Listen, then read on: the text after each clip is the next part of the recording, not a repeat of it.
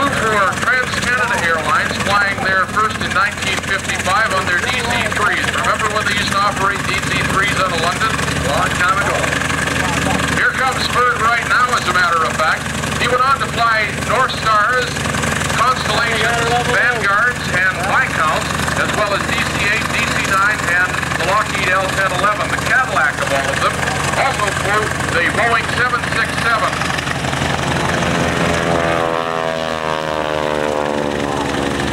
What do you think, Charlie? Are they at 300 feet? Oh yeah, they're at 800. China in 1971. The plane was actively on service as a basic trainer for the Chinese Air Force until 1990. It has 4,000 actual hours on its airframe. It has a 285 horsepower engine, cruise speed of 140 knots, a top speed of 230 knots. It's a Yak-18, and for armament, a two 30 caliber wing-mounted machine guns plus underwing rockets. All systems are air-operated, operated by compressed air, both the air brakes, the flaps, and even air compressed to start the engine. So it's a very unique airplane. The airplane running out in front of us is the Wildcat with Lex Dupont at the controls. You'll notice just behind the pilot's compartment there are bullet holes in that airplane. 3 actual holes through the fuselage that Lex, when he bought the airplane in 1971, he said, I'm not going to patch them because they're authentic. And indeed, they were too late now if you haven't got them. Also Billy Bishop Heritage and our friend down at the far end there with his fine artwork, Rich Thistle, aviation artist extraordinaire. They've got one in Hi, Mike.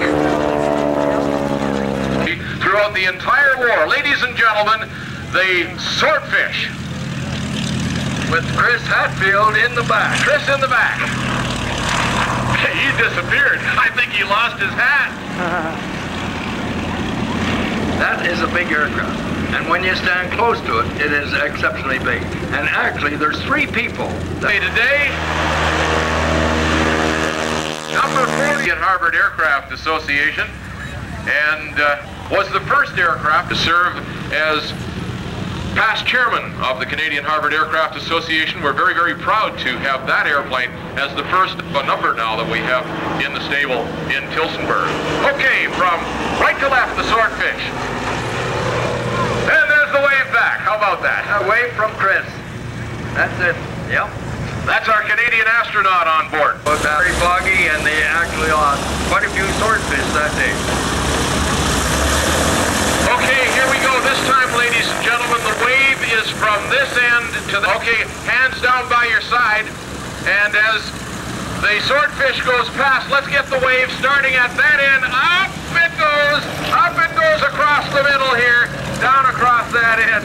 And you've got the wave. I think they saw it. Here's Fergie Kyle. 69 is.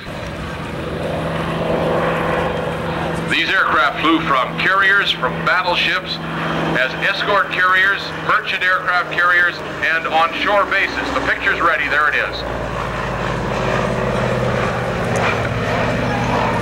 Never restored.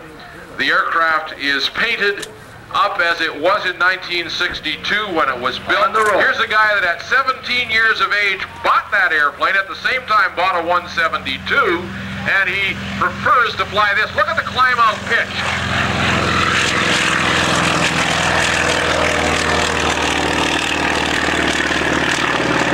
The reason why Lex pitches the airplane up to that high angle of attack for the climb-out is that he maintains 80 miles per hour on the pull-up and climb-out.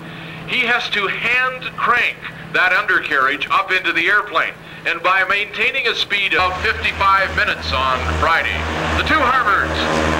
Norm Beckham in 53 at the lead Harvard, and Kent Beckham in 3039. Both of these aircraft were taken on strength in 1941, 3039 in May of 41, and Norm's aircraft in July of 41. They are 55 years of age.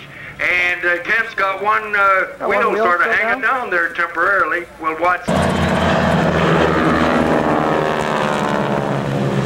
Okay, we'll will tell him that this is not the Torah cat with the undercarriage cranked down. That's a lot of turns on the handle, ladies and gentlemen.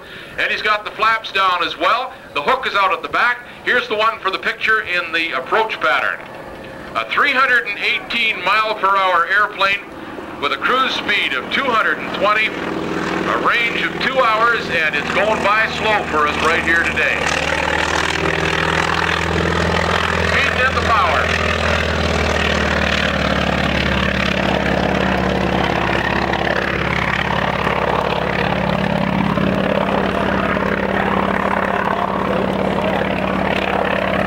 Is now in video, available at your video store. Now doing a great big barrel roll in the sky. He's doing 2 rolls. That is hard to do when you're picking up speed again as he comes down and across. That's one of Norm's signatures, a double roll. Aileron rolls for the public. Starting out the other half of the Cuban A.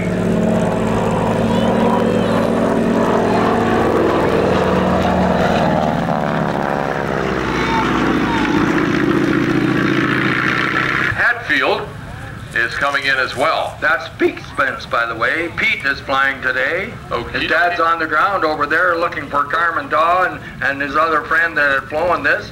And Chris is in the back seat. Still there. He didn't drop him out.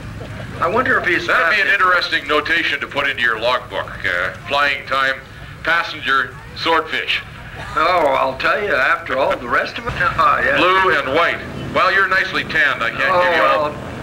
Bluebird of happiness today, I'll tell you, Dave, but that was the aircraft doing the photographic with our resident photographer, Pat Hanna, who has so many pictures of the Harvards. And actually, if you get one of our programs, and it is very, very distinctive, you'll see a Harvard with smoke on, number 53, and it looks as if it's going straight up. Look more carefully. If you look at it, you'll see that that picture was taken upside down, because Pat was with Kent Beckham in the other plane doing formation, and they were on the top of the loop when they took that picture. It's rather interesting. Go over and see it over at the Canadian Harvard Aircraft Association booth. Johnny, the DC-4 will proceed down to the south end of the field, and the DC-3, which is right behind it, the Pumpkin airplane, will proceed to the north, so we'll have a couple of airplanes pointing at each other on the runway.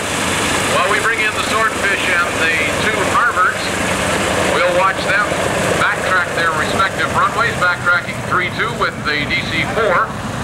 Actually, an aircraft that saw service in the Berlin airlift, the big effort that was mounted right after the Second World War in the dense winter of 1945, when there was very little fuel, when there was very little food. The German people were rescued by people flying DC-4 pickup, and look what's happening here. Here we go with the DC-3. Look at that, a rotation and a good positive climb out without flaps, Charlie. And who's flying it? Is the girl flying? There's the DC-4 pulling out on the runway, the power coming up. Let's watch now for wheels liftoff. I would estimate that we'll have Dick Zerbe lift that airplane off the ground right about alongside the Cape. Let's watch for the nose wheel up at this point, and the main gear off the ground just about now. Isn't that perfect? Holding it there while the gear rotates. Contract Air Cargo DC-4. Hey, did he use 2/3 of that runway?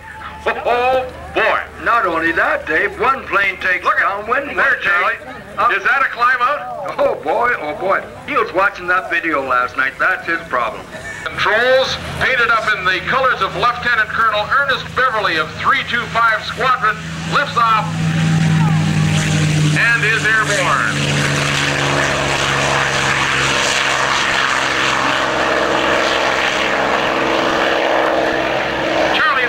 Bring back a few memories for you, because you flew the P-50, was turning back in behind, but just to the south of us right now, from right to left, here comes the B-51 Mustang, and a little bit of a buster move for us. And a picture. Picture. Hear that whistle?